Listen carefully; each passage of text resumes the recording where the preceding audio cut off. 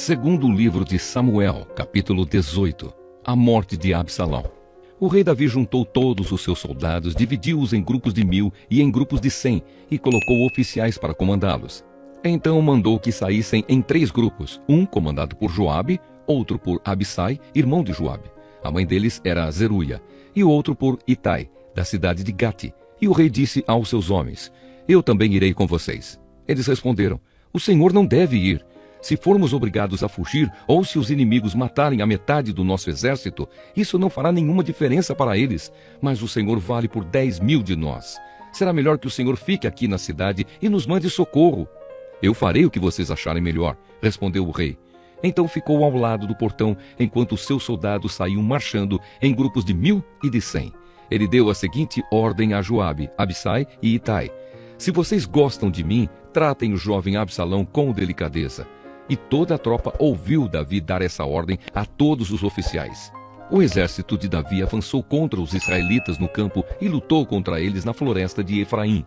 E os soldados de Davi derrotaram os israelitas. Foi uma derrota terrível. 20.000 homens foram mortos naquele dia. A luta se espalhou por toda aquela região e morreram mais homens na floresta do que no campo de batalha. De repente, Absalão se encontrou com alguns dos soldados de Davi. Absalão ia montado numa mula, e ao passar por baixo de um grande carvalho, a sua cabeça ficou presa nos galhos. A mula continuou a correr e Absalão ficou pendurado. Um dos homens de Davi viu Absalão e disse a Joabe: Eu vi Absalão pendurado num carvalho. Joabe disse: Você viu? Então por que não o matou ali mesmo? Eu teria dado a você 10 barras de prata e um cinto. Mas o homem respondeu: Mesmo que o Senhor me desse 1000 barras de prata, eu não levantaria um dedo contra o filho do rei. Nós todos ouvimos o rei ordenar ao Senhor, a Abissai e a Itai: Se vocês gostam de mim, tratem o jovem Absalão com delicadeza. Se eu tivesse desobedecido e matado Absalão, o rei saberia disso. Ele sabe de tudo. E o Senhor não me defenderia. Não vou perder mais tempo com você, disse Joabe. Então Joabe pegou 3 lanças e as enterrou no peito de Absalão, enquanto ele ainda estava vivo, pendurado no carvalho. E 10 soldados de Joabe cercaram Absalão e acabaram de matá-lo. Aí Joabe tocou a corneta a fim de parar a luta. As suas tropas pararam de perseguir os israelitas e voltaram. Eles pegaram o corpo de Absalão e o jogaram numa cova funda na floresta e o cobriram com uma enorme pilha de pedras. Então todos os israelitas fugiram, cada um para sua casa. Quando ainda vivia, Absalão construiu um monumento para si mesmo no Vale dos Reis, porque ele não tinha nenhum filho para manter vivo o seu nome, e deu o seu próprio nome ao monumento, que até hoje é conhecido como o Monumento de Absalão. Davi chora a morte de Absalão. Então Aimaas, filho de Zadok, disse a Joabe: Deixe que eu vá correndo dar ao rei a notícia de que o Senhor Deus fez justiça, livrando-o dos seus inimigos. Não, respondeu Joabe, hoje você não vai levar nenhuma boa notícia. Outro dia você poderá fazer isso, mas hoje não, porque o filho do rei morreu. Então disse ao seu escravo etíope: Vá você e diga ao rei o que viu.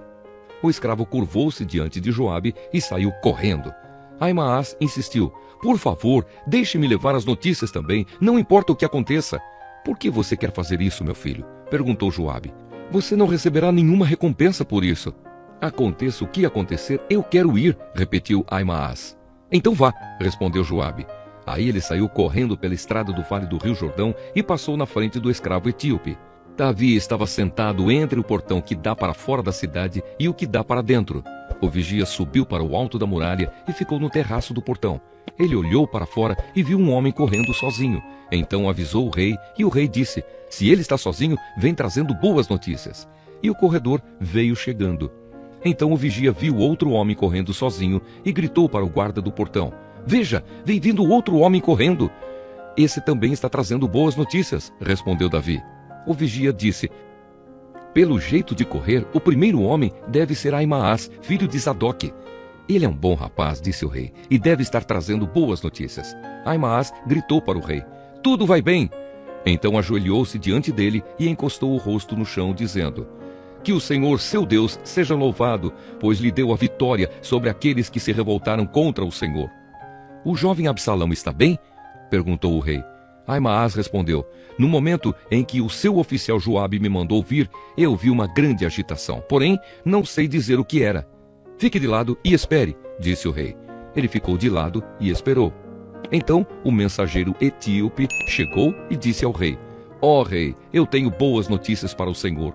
Hoje o Senhor Deus lhe deu a vitória sobre todos os que se revoltaram contra o Senhor. E o jovem Absalão está bem? Perguntou o rei. O mensageiro respondeu: Eu gostaria que o que aconteceu com ele acontecesse com todos os inimigos do Senhor e com todos os que se revoltam contra o Senhor. Então o rei ficou profundamente triste, subiu à sala que ficava por cima do portão e começou a chorar. Ele andava para lá e para cá e gritava: Oh, meu filho Absalão, Absalão, meu filho, eu preferia ter morrido no seu lugar, meu filho.